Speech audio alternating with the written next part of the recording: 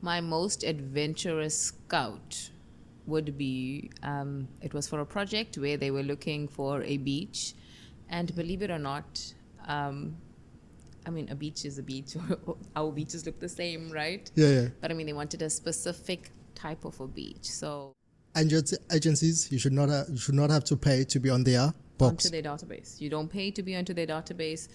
Do your research. How long have they been around for? Is there somebody who just popped up now? Why would you go with somebody who's just started yesterday or a month ago, 2 months ago, when we have agencies that are long-standing, that are registered, that if you phone the whoever, a film commission or a film office, have you or references with the directors that they've worked with or productions that they've worked on. So, it's somebody who's experienced in the industry, who has knowledge in the industry and who's done work. Don't go with somebody who's just popped by or who's got a fake profile or whatever. Do your homework, guys. Do your homework. And, if anybody's wanting to enter the industry, they should be a part of relevant bodies and organizations that are looking out for the best interests of female artists in the industry, or artists in general in the industry. There's the IPO, producers organization. There's many organizations and bodies that stands for our rights and that look out as us. But one thing I do want to say, always have a contract. Sometimes blindly a crew member or an artist would join a production and not even have a contract. And nobody can help you if you don't have a contract, unfortunately. You're chilling with the Zulu man.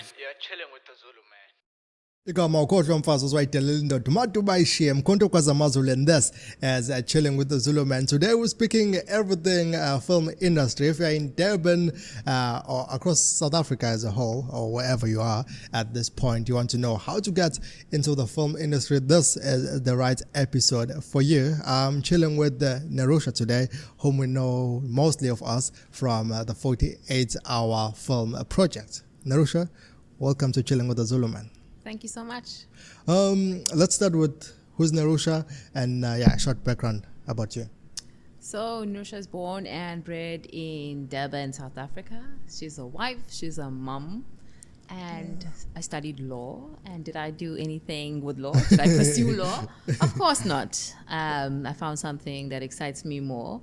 And I started off in the print media industry, with sales and marketing for Lesotho Times, Mail and Guardian, Forbes magazine. And then I needed some excitement, and I couldn't obviously do a 8 to 5 job. And now, I do like 12 and 13 and 14-hour days. You're cool with that? You're happy with that? Love it. Yeah. So absolutely. How were you introduced into this film space? So I came across an ad in one of the newspapers because I was in sales and marketing of that. And they were looking for extras, like 300 extras for a international series. I'm like, this looks cool. I've got nothing to do. Let me try this out. Yeah. And there I was on a set with like 300 people, and they were recreating Burma, where they like the people looked like of Indian descent, and the location was transformed. You really thought you were there in Burma, the way they dressed us and all of that. And it was so fascinating. It was intriguing. And that was my first, and this was like, good 15 years ago. Yeah. Yeah, still my primary days. 15, it could even be more than that, but it was a good 15, 16 years, probably 16 years ago. And I loved it. And ever since then, I knew I wanted to be on a set more often. And I slowly started doing research and, self-teaching myself and attending more of these just to know what happens behind the scenes, what goes down. And and from there, I think the rest is history. So basically you got in as an extra, and then how did you work up your way? Right. So I went for an audition once, and somebody was looking for locations. And I'm like, hey, I can help you out with locations. Didn't even know the first thing about, is this a real thing? And this is, good. Yeah, like I'm saying many, many years ago, right? I can help you out with locations. I'm like, okay, there's a thing such as a location scout. And it was so you're like, I can be looking for locations. I can be located. And get paid for that? That was it. Yeah. And it was a 6 weeks project, 6 weeks. And they needed so many different locations, and I'm like, cool. And I think from there, it's just like I learned so much. And I Yeah. think nothing really prepares you as doing and being on set and that actual experience.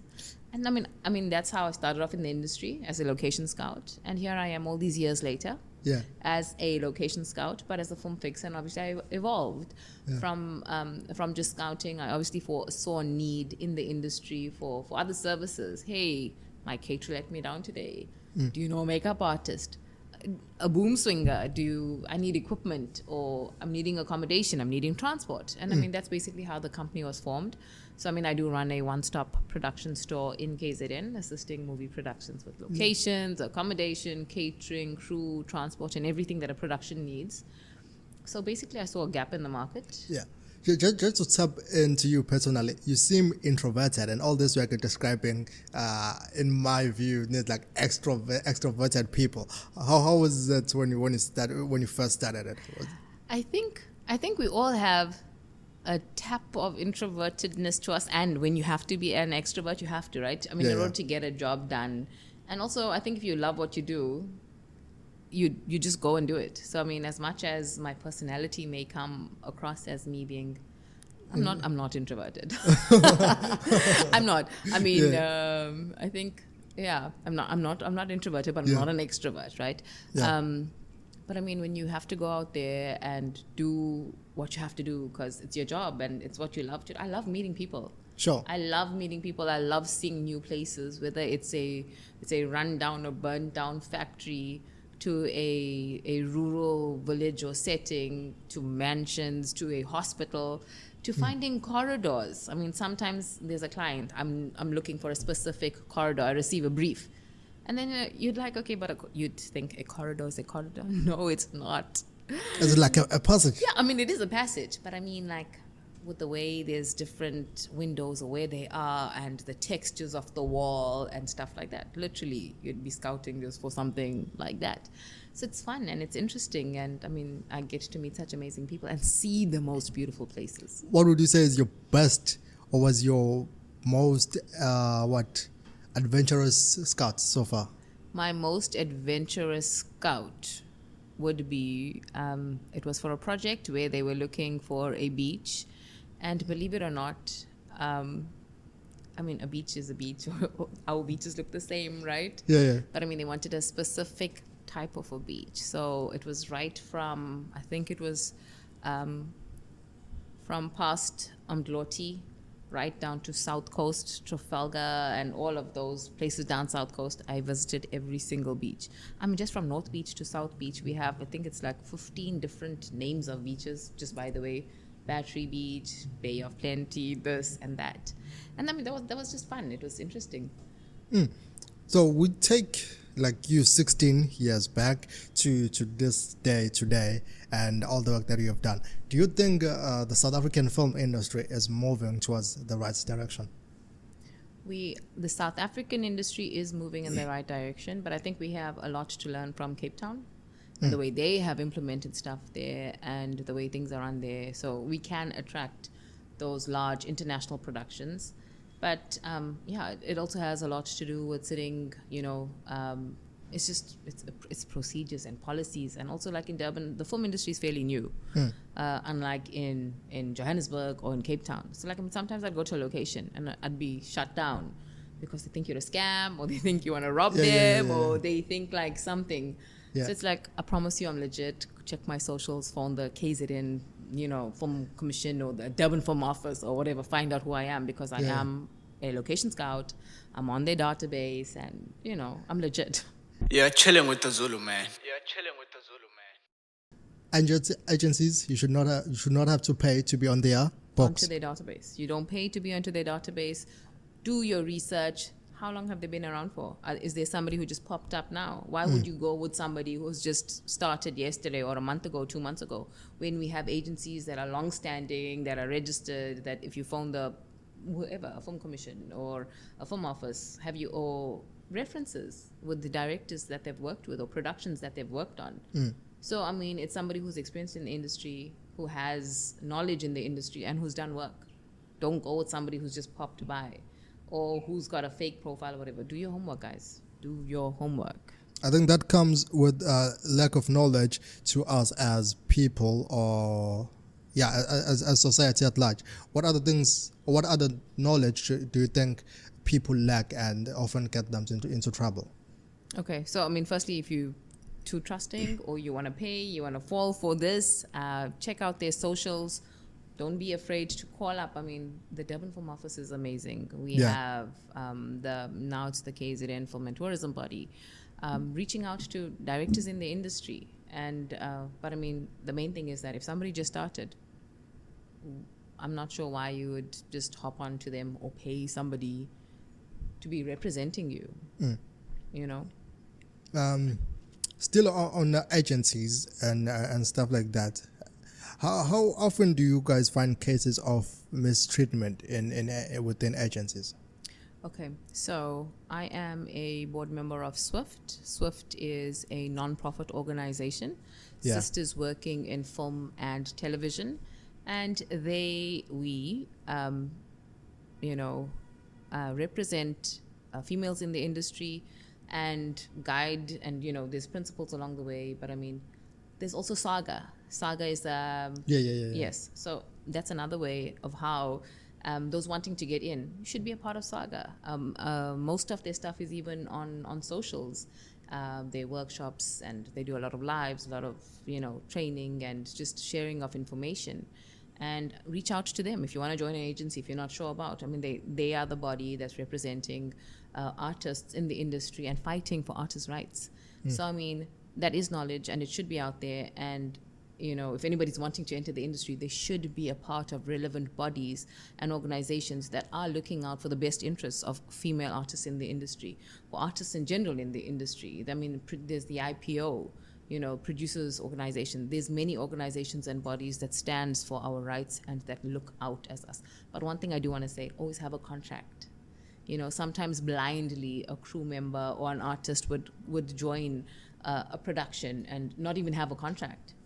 And nobody can help you if you don't have a contract, unfortunately. Still on contract, what are the most few things that you have to make sure that they are on the contract and you're fully on agreement terms with the person who's giving you the contract? Okay, well, obviously that all the details, or whoever it is that it is represented, be it if it's the executive producer or the company, their details are there, the address is there. But I mean, also just the terms of payment. Is that what you agreed to be paid? And how much is the tax? How much? I mean, sometimes it can be 25% if it's in your personal capacity, or if it's with your company, then you'll be. And then if you're a VAT registered company, all of those things, like your financial stuff. But one thing I would say, right, which has helped me in the past, is F&B Law on Call. Here I am advertising for F&B. Please contact them, and they need to pay me. So it's like $250 a month, and I mean, they will read through a contract, say it's cool, or this is what you need to actually get somebody to add in there. So it's having a lawyer at your disposal, and you get a response in 48 hours, and but I mean, it's just basically terms of payment. So it's there because sometimes it's on your contract. You'll get paid 3 months later, or upon their tranche of payment, or whatever it is, or sometimes 30 days after invoice. So I mean, just those things are things to look out for. I lost the question that I had in my mind just now. I wanted to ask, since you just touched on money part and a bank as well, is there I'm asking this one as an extra, is there a minimum wage or minimum amount of money that one should get when they participate in a film as an extra? I would be lying to you if I tell you I know that there's a minimum, because I don't know what the minimum is, if there is a minimum. But I mean, I do know productions who'll say, guys, it's a zero budget. Legit, I'm telling you. Yeah. It's a zero budget production. We have absolutely no money, but we'll be providing you with food, and we'll be providing you with transport. And here you're on set and doing what you love to do and getting the experience. I do know that. And there's some people who would opt for that. And I mean, if there's a contract, and if the contract says a zero budget, I think that's between the artist entering into the contract and the producer alike. So, but unfortunately, with regards to your questions at a minimum, I don't think there is. Well, I think I've been on a few no budget films, and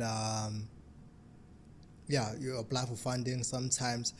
What do you think? Do you think the government does enough work when it comes to funding filmmakers and people who want to be on the film space? I know you or some of your listeners are going to really disagree with me, but I think absolutely the government does. Yeah. I honestly do believe that.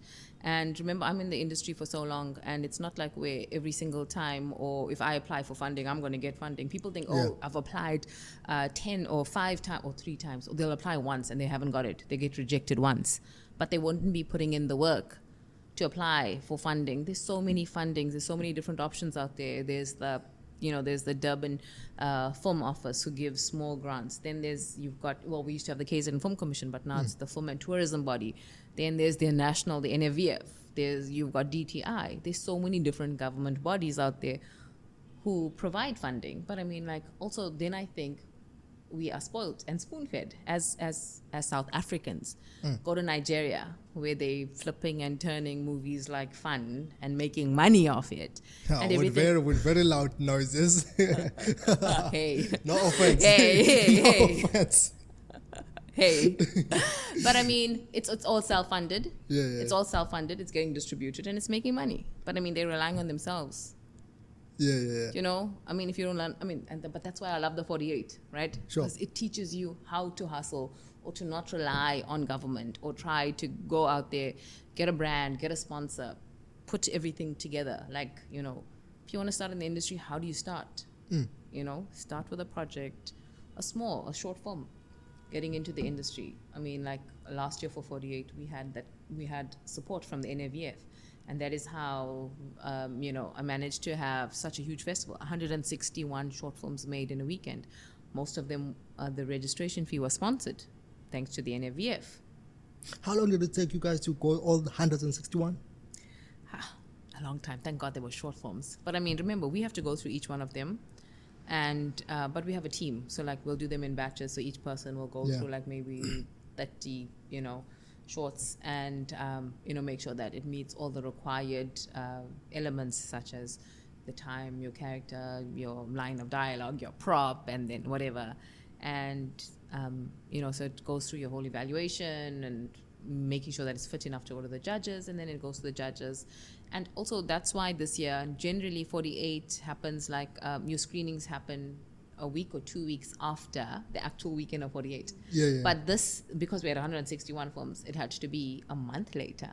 Because, I mean, the judges, it has to go through evaluation, and then it goes, you're moderating and evaluators, then it goes to your judges, and it still goes to it still goes to the Film and Publication Board during that time, the FPB, to make sure that it is, as you say, it would be rated and, and so there's a whole long process, but I mean, it gets done. Now, let's say I've done my short films and I have what? How do I? Okay, what should be there on my on my application when I'm applying for funding? To make sure that my application appears, number one, legit, professional, and it comes from someone who's passionate about what they're doing. What things should I make sure that they are mentioning on my application? I'm so glad that you said the word passionate, because passion goes a long way and it comes through. I mean, last year for the 48 hour, we received motivation letters. It was just a simple motivation letter. Why should we sponsor your registration fee? Yes, because we had that support to, for the registration fee. But I mean, some people would give like two lines or 3 lines. But I mean, if you're passionate about something, you'd go on and, you can hear it in your motivation. So motivation, I would say, when applying for any funding is really important. Your motivation. So your why, why and how, and the vision in which you see something being implemented, at the director's vision, or even, the producer, what's your hope or your end game.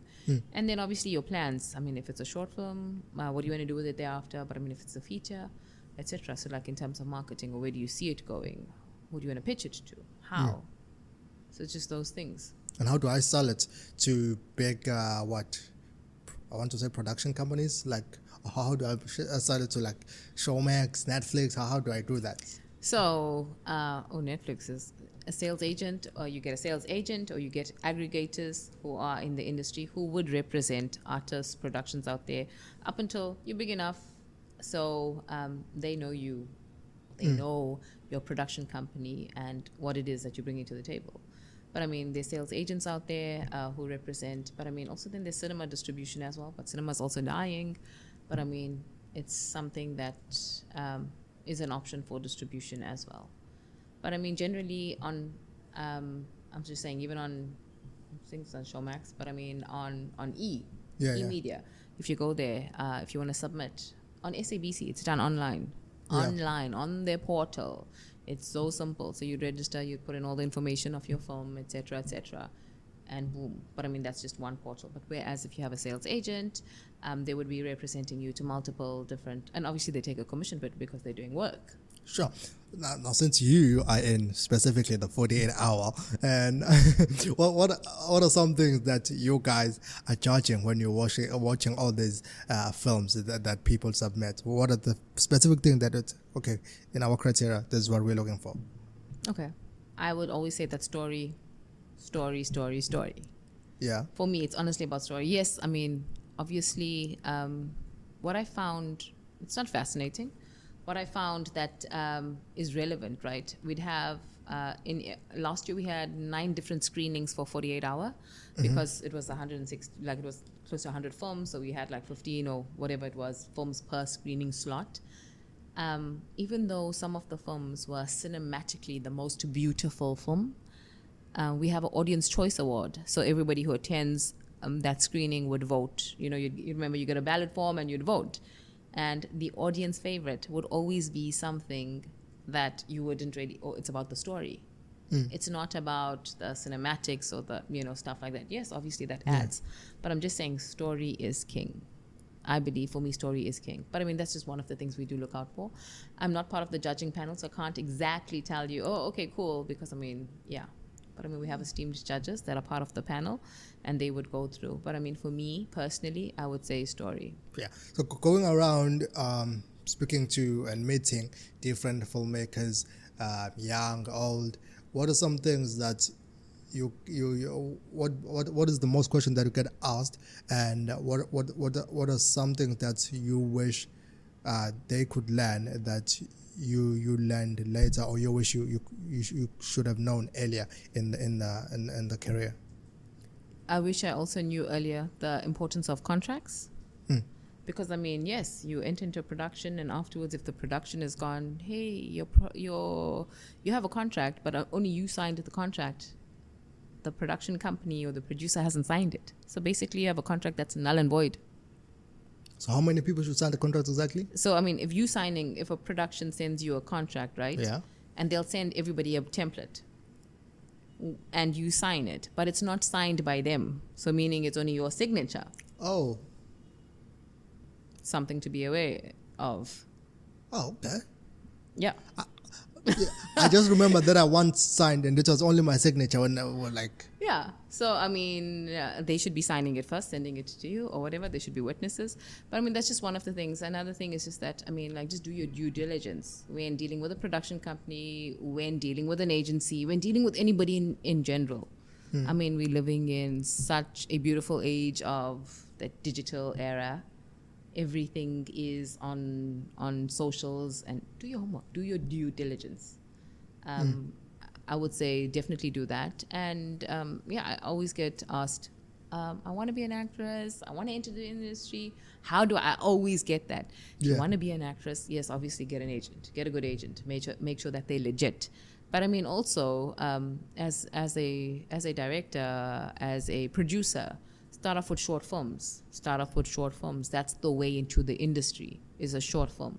But I mean, then again, there's many short films out there. But then where does it go? Where does it get screened? That is why I love the 48. So this year's like my 8th year city producing the 48 hour. And the reason why I love the 48 hours because you're getting to make a short film in one weekend. A few weeks later, it's getting onto the big screen. And you're getting all the paperwork, so it's proper, it's legit. It's like, you get your location release forms, your artist release forms, your waivers, and everything that you would be needing. Your crew release forms. You're getting paperwork. that when you're producing on your own or you're short, you're not really exposed to. So I mean, this is, even though it's a short 5 to 8 minute film, you're getting all of those things that you do need, and that's why I love it. I mean, and after this, whoever wins here represents us internationally. You know, it's in 160 countries around the world. It's the 48 hour, and so KZN. So you had enough for each and every country. And I had more than enough. One more. Yeah. So you know, whoever wins here represents us internationally, and they compete against the other 160 winning films from around the world, which is amazing. I mean, just by entering a short competition, you can compete internationally. And I mean, then the top 10 films go to Cannes Film Festival. So the top 10 around the world. I mean, Cape Town's been there last year. Sure. Uganda was there the year before. But I mean, nobody from KZN has been there as yet. So I'm waiting for a KZN film to be representing us at Cannes. And hopefully, yeah. So I mean, it's a whole international thing, and I just love the whole concept of 48 and the way. So I would say to anybody, if you want to get into the industry, get a group of friends, crew, whoever it is, together. Try out your skills. Try out what it's like, and not only that, you know who you can work with. That's another reason why. I mean, I have some professionals in the industry who come back time and time again, and I'm like, okay, I think, and then they're like, it's to test the people that I can work with, because if you can't work with somebody for a short, how are you going to work with them on a feature? How are you going to work with them on a long form? You can't. Yeah. Still on that, working together with people and big projects. I don't know if it's the nature of sets, but directors and people on set are always shouting. Is it the nature, or is it because they can't work together? Quiet on set. They're always shouting. Is it the nature of the industry? So the one who generally shouts, I would say, is the AD. And that's because it's set, it's work, and you need silence, or otherwise you're making work for the editor, or it's just distractions. I mean, now you have a character who's fully composed, who've just found their husband or their lover dead or murdered, and I mean, if there's distractions, being the slightest distractions, it disrupts the whole flow of things, you know.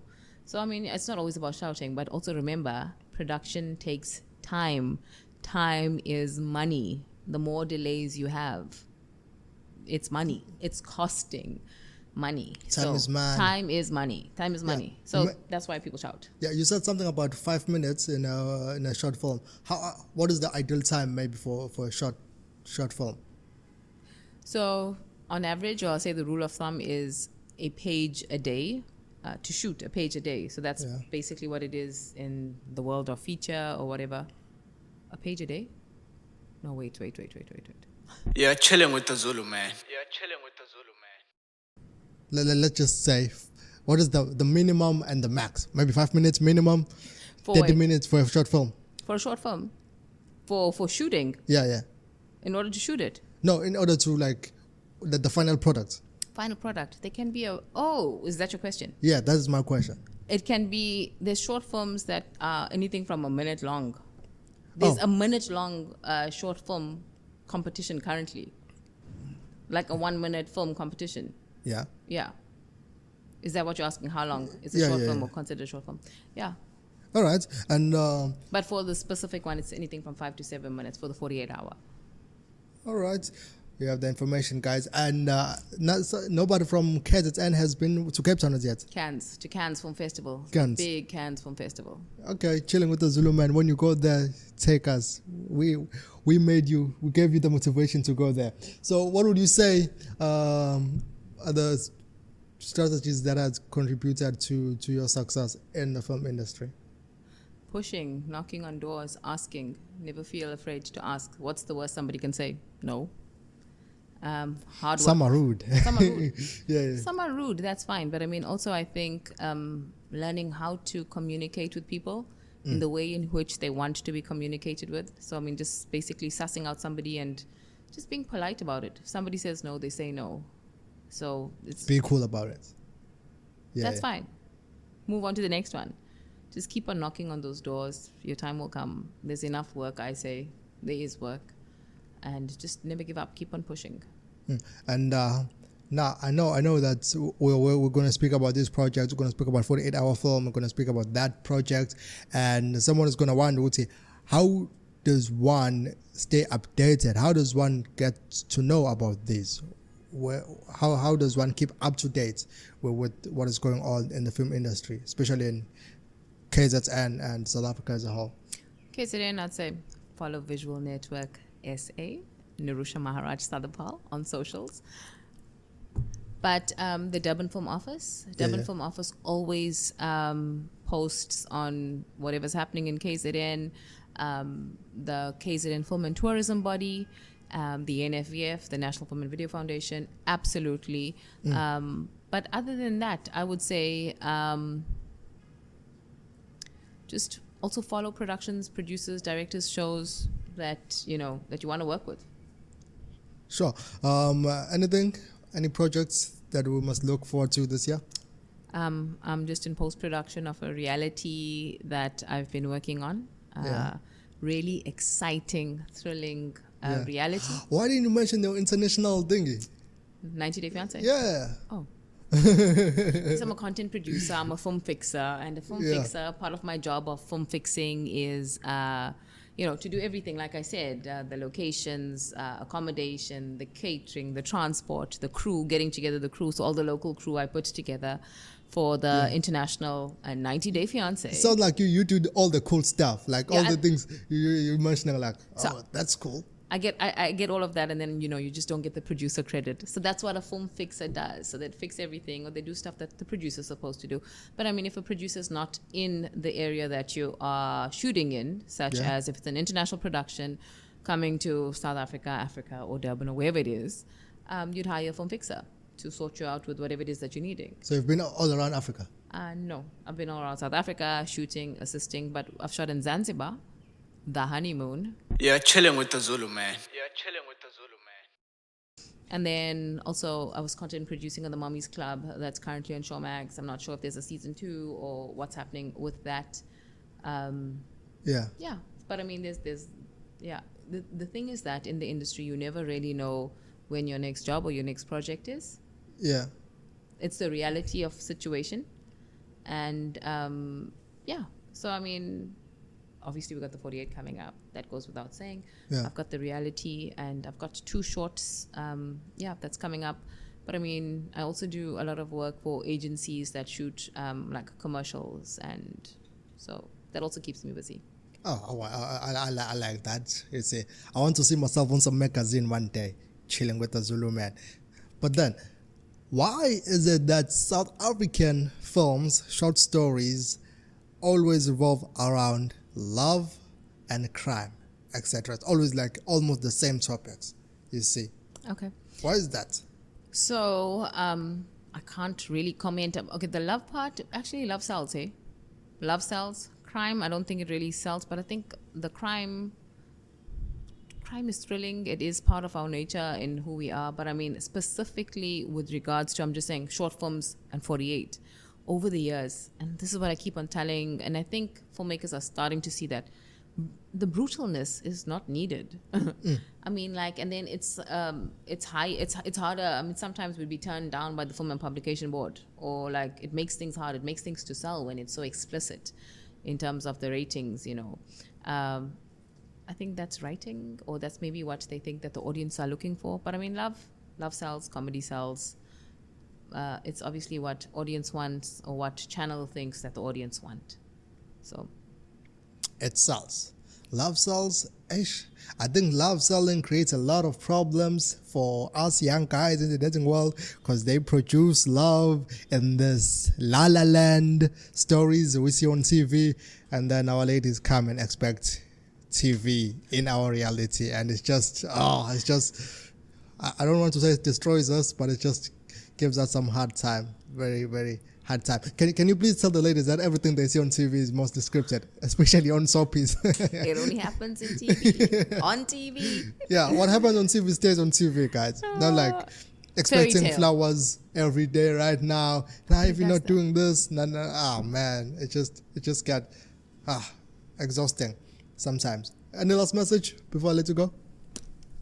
If ever you want to enter into the industry, I would say check out the Durban 48-hour film project page on on Facebook, on TikTok. Come through and shoot. We have a workshop beforehand, so taking you through everything that you need for the weekend of shooting. So all your forms and all of that.